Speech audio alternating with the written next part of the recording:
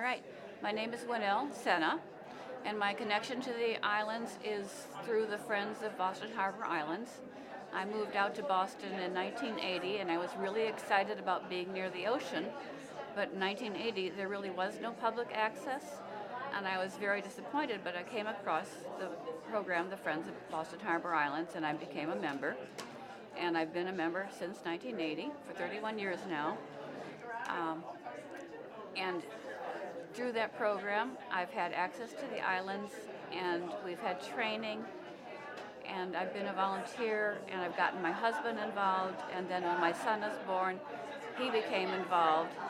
So my photos really, they start out with my son on Grape Island with the rabbits, because for years they had rabbits that were dropped off there.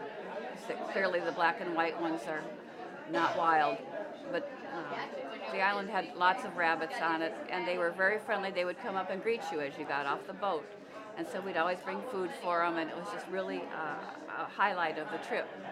And then we've watched the island progress. The islands have been replaced by skunks, so we had skunks all over the island for a couple of years, and then the coyotes moved in, and we had a coyote out for maybe a year, and then the foxes moved in, and now there's 3 or 4 foxes and 4 deer out on Grape Island.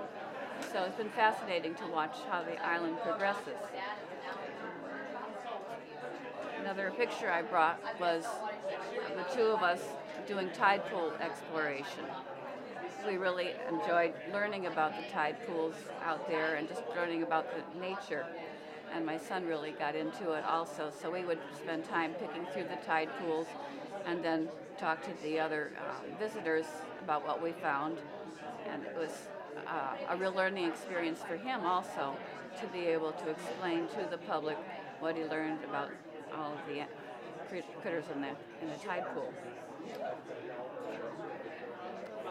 Another picture that I have here is a group called Nexus Mates, which was sponsored through the Friends. It was a group of Friends members, and they were encouraged to get together and practice because they all had they all liked sea shanties, and they were just a talented group. My husband was one of them, which is why I have a special meaning for it.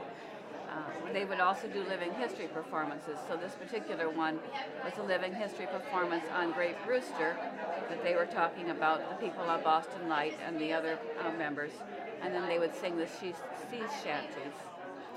So I had many memories of them rehearsing at our house, and it was just so enjoyable to have them all get together.